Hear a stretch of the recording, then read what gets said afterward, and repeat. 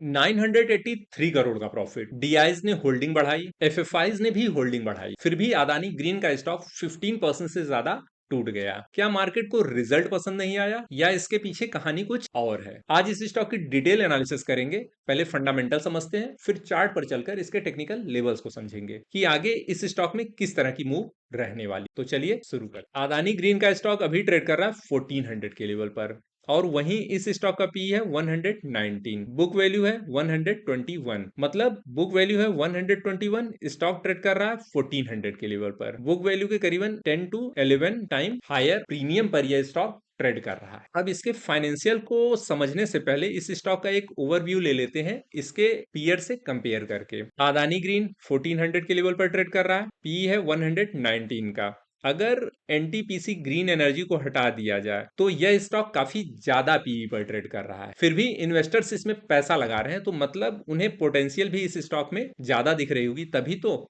₹1 के प्रॉफिट के लिए 119 इसमें इन्वेस्ट कर रहे हैं। क्वार्टरली प्रॉफिट की बात करें, 983 करोड़, प्रीवियस क्वार्टर के कंपेयर में 16.89% प्रॉफिट इंक्रीज होके आया है। अब इसके क्वार्टरली रिजल्ट को समझते हैं। जून क्वार्टर में सेल्स बढ़ के आई है 4431 करोड़, प्रीवियस क्वार्टर में यह थी 3502 करोड़, और वहीं अगर जून 25 में इसे कंपेयर किया जाए तो 3800 करोड़ थी। मतलब लास्ट ईयर और प्रीवियस क्वार्टर दोनों से ही सेल इंक्रीज होके आ रही है। और वहीं ऑपरेटिंग प्रॉफिट की बात की जाए, 3985 करोड़ प्रीवियस क्वार्टर से भी बढ़ के आ रहा है, और प्रीवियस ईयर जून क्वार्टर से बढ़ के आ रहा है। Net profit again 983 crore, previous quarter में यह जस्ट 514 करोड़ था, और प्रीवियस ईयर जून क्वार्टर में 824 करोड़। मतलब प्रीवियस ईयर से भी ज्यादा है और प्रीवियस क्वार्टर से भी नेट प्रॉफिट बढ़ के आ रहा है। फिर भी यह स्टॉक डाउन ट्रेंड में क्यों गया, यही सस्पेंस है। अब इस स्टॉक के पीएनएल को भी समझ लेते हैं। सेल्स इंक्रीज हुई है year on year, operating profit भी इंक्रीज हुआ है ईयर ऑन ईयर, लेकिन वहीं नेट प्रॉफिट आप देखेंगे तो नेट प्रॉफिट डिक्रीज हुआ है 1987 crore, compare to previous year 2001 crore था नेट प्रॉफिट। अब कैश फ्लो को देखते हैं। Cash from operating activity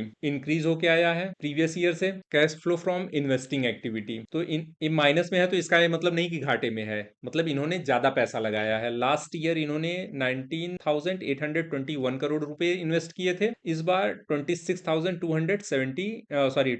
crore रुपए इन्वेस्ट किए हैं। तो ये इन्वेस्ट किया गया है तो इस पर रिटर्न भी आएगा, तो इसे एक्सपेंस नहीं कंसिडर करेंगे, यह इन्वेस्ट है, इस पर रिटर्न आएगा। और cash flow from financing activity, तो फाइनेंसिंग एक्टिविटी में लोन है या फिर कंपनीज के शेयर सेल कर दिए तो उससे भी पैसा आया है, तो इसे भी पॉजिटिव टर्म में लिया जाएगा। हाँ, बस एक बार यह निगेटिव टर्म में लिया जा सकता है कि कंपनी अपने डेप्ट को चुकाने के लिए, मतलब अपने लोन को चुकाने के लिए मार्केट से पैसा उठा रही है, और वो पैसा फाइनेंसिंग एक्टिविटी से आ रहा है, तो उसे निगेटिव टर्म में लिया जा सकता है, अदरवाइज ये पॉजिटिव टर्म में लिया जाता है। ओवरऑल आप देखेंगे -477 करोड़ रुपीस यहाँ पर निकल के आ रहे हैं नेट कैश फ्लो। मतलब प्रीवियस ईयर के कंपेयर में 477 करोड़ रुपए इनके बैंक में रखे हुए पैसे कम हुए। इसका यह मतलब नहीं कि कंपनी घाटे में गई है, मतलब जो कैश था इनके पास रिजर्व में पड़ा वो कम हुआ है। अब समझते हैं इस स्टॉक के शेयर होल्डिंग पैटर्न्स को। तो प्रोमोटर्स की होल्डिंग सेम बनी हुई है, पॉइंट की वैल्यू का अंतर है, और वहीं एफएफआईज की आप होल्डिंग देखेंगे तो यह इंक्रीज होके आ रहा है। मार्च क्वार्टर में 11.1% था, अभी 11.84%, तो थोड़ा सा इंक्रीज हुआ है एफएफआईज की होल्डिंग। और डीआईज की होल्डिंग देखी जाए तो यह भी इंक्रीज होके आ रही है। मार्च क्वार्टर में 4.56%,